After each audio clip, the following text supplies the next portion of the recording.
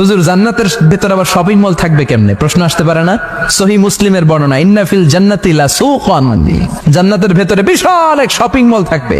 এটা বোধহয় আমাদের বসুন্ধরা শপিং কমপ্লেক্সের মতো হবে, যমুনা ফিউচার পার্ক।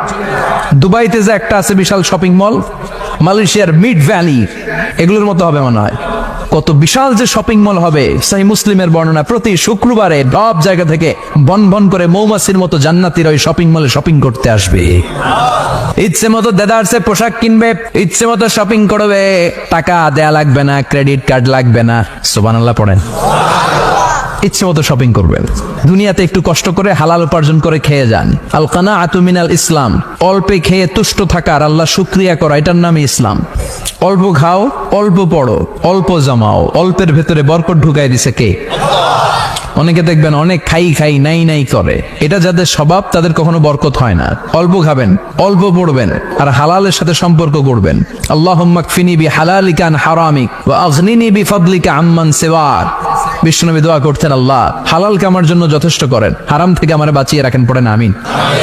হালাল অল্প হলেও হালালে বরকত আছে না নাই? হারাম বেশি হলেও এটাতে কোনো বরকত নাই, ঠিক কিনা?